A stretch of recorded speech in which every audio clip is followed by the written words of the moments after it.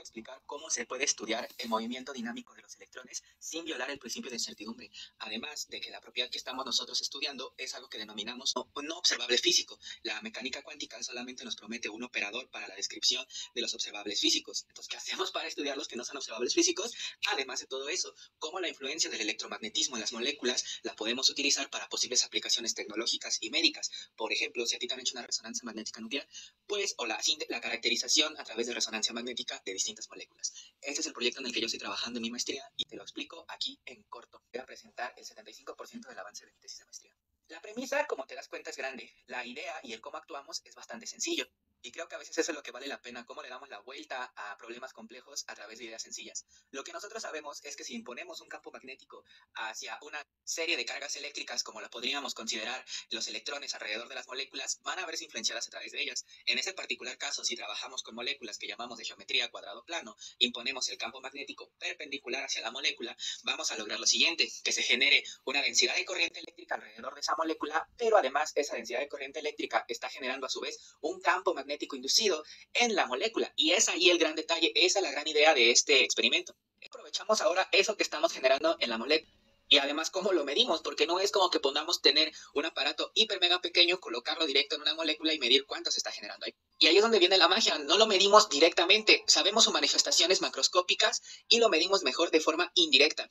El modelado matemático nos permite hacer que también definamos una serie de ecuaciones de planos. A través de esa serie de ecuaciones de planos y conociendo un poquito del cálculo vectorial, podemos obtener más bien el flujo de corriente eléctrica que pase sobre un área definida. Y eso sí lo podemos cuantificar. Y entonces le damos la vuelta. Estamos midiendo la dinámica de los electrones sin violar el principio de incertidumbre, porque más bien lo estamos midiendo de forma indirecta.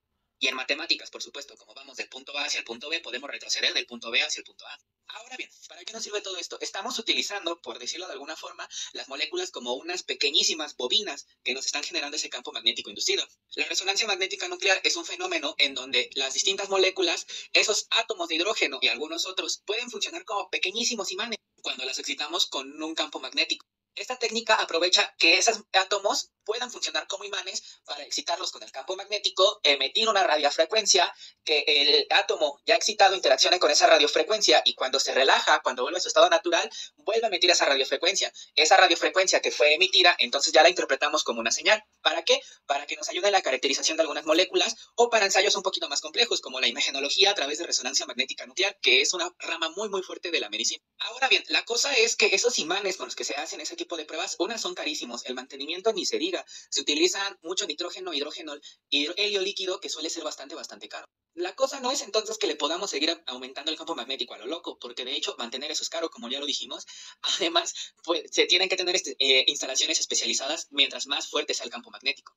Y la máquina que mide eso al final del día es carísima de París. Entonces, la idea con generar estas pequeñas moléculas que decíamos que actúan como si fuesen pequeñas bobinas es darle la vuelta allí. ¿Por qué no pensar que yo pueda acercar pequeñas bobinas hacia los átomos que están actuando como imanes? Entonces, este pequeño átomo que estaba interaccionando únicamente con el campo magnético aplicado va a interaccionar, además de con lo que yo estoy aplicando, con el campo magnético que yo estoy acercando con esta molécula que me está sirviendo como mi pequeña bobina. Al alterar el campo magnético que están sintiendo estos pequeños imanes, puedo mejorar la resolución de mi imagen final. El procesamiento de las imágenes que nosotros obtenemos a través de las señales que logramos capturar va a ser mucho mejor, y eso es algo que sí sabemos, mientras mejor o mayor intensidad tenga el campo magnético que utilizamos. Le estamos dando la vuelta al problema no aplicando cada vez más un campo magnético más grande, sino acercando eso, pequeñas bobinas que me ayuden a interaccionar. Ahora, todo esto, como les acabo de comentar, lo estamos modelando a través de química cuántica, teórica o computacional, y también pues estamos teniendo los ensayos experimentales, en donde a través de una serie de moléculas que logramos seleccionar, a través de sus propiedades físico-químicas, nos logramos dar cuenta cuáles son los mejores metales que no tengan propiedades que te hagan sentir mal o toxicológicas en tu salud, además de que le colgamos a esa molécula para que ese campo magnético inducido, esa densidad de corriente inducida, logre ser cada vez mayor. Además, también la medición experimental logramos medir a través de la fuerza de interacción entre moléculas que tengan hidrógenos, que son de nuestro interés. Calculamos esas energías de interacción, cuánto no interaccionan. La geometría aquí es indispensable. Por este particular caso ya me encuentro haciendo las mediciones experimentales. Los experimentos nos han dicho que sí podemos llegar a cambiar las señales, el qué tanto se abren esas señales para poder tener una mucho mejor definición, si es posible alterarlas a través de las moléculas que yo propongo. Y pues, bueno, cualquier duda me la dejan en comentarios y estaremos checándola.